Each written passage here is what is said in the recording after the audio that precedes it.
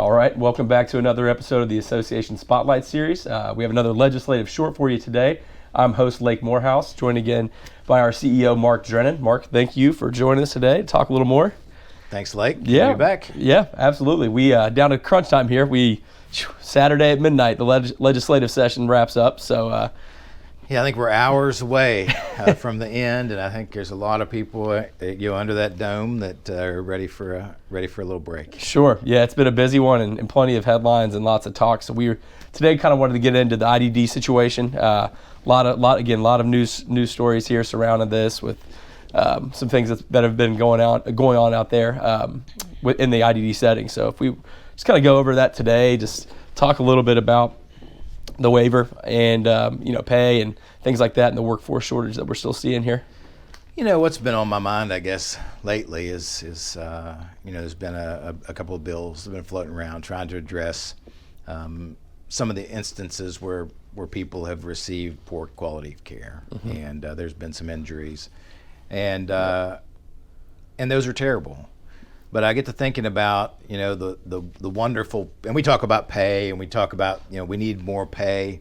But we got to think about the people that we have employed with us and all the wonderful people that are out there serving people day in and day out, 24 hours a day, people with really high needs, and the work that they do for the, what we believe is less pay than they deserve, and for the most part, provide wonderful care and to individuals that have intellectual and developmental disabilities. And I just want to give a shout out to those folks that are doing this every day. And then I'm sure they're reading these articles and maybe they're probably part of them are mad about the things that did happen and the people that did make mistakes. And at the same time, they kind of feel like they're painted with that same brush, and I don't think that's fair. Right. And so I think when we go and we talk to legislators, that's what we're trying to convey. That those instances, even if you take the instances from the last year, it's 0.3% of the population that are being covered and being served by the IDD waiver program.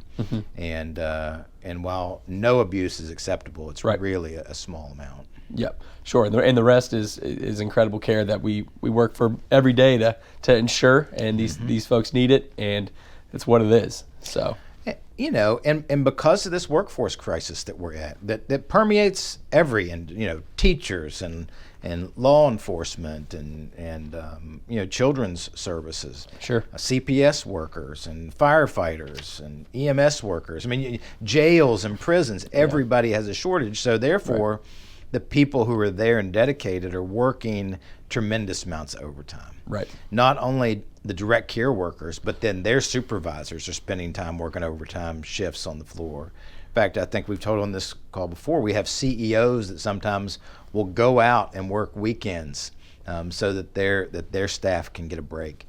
And we've got to address that. Right. And that's what I think we need to do. I was on a call just a few minutes ago, and I think we have to look at the entirety of the people that we care for as behavioral health providers, and wonder how we can do it better. But we need help. We need help from the legislature. We need help from the state of West Virginia, and I think there's positive things. We focus on the bad things, right? But there are a lot of great things going there. You did it. You were a direct care worker. I have worked. Shifts on the floor, in children's emergency shelters, and we see you worked with people that day in and day out provided great care. So I just wanted to let our folks know and our viewers know that we know they're out there. We know that the majority of the people that are working in this industry are great, wonderful, and hardworking people that care about people with intellectual and developmental disabilities. And they wouldn't be doing it if they didn't. It's hard work, it's demanding work, but it's also very rewarding work. That's right. In these settings, and it is great. But again, a lot of finger pointing has been happening lately, and of course these stories that you've seen in the news lately are bad, and none of them are acceptable. Absolutely not. We're not saying that, but we just wanted to talk about the great people that do great work every day and put in the hours and the time and deserve a good wage that reflects their hard work, I think. Yeah. And if you're working out, if you're watching this, thank you. Thank you for the work that you're doing. Yep. And we're we're going to get it fixed. We'll Yep. get it fixed. Absolutely. It's one day at a time. It's got to keep chipping away, and we can always improve and be better. So that's what we're striving for. Yep, absolutely. Yep. All right, Mark. Well, thank you. Appreciate your time today. Thanks, Blake. Yeah, we can. We'll reconvene here after the session. A little wrap up of everything we kind of have on our docket, and we'll see you all next week. Thanks for tuning in. All right. All right. Thanks, Blake.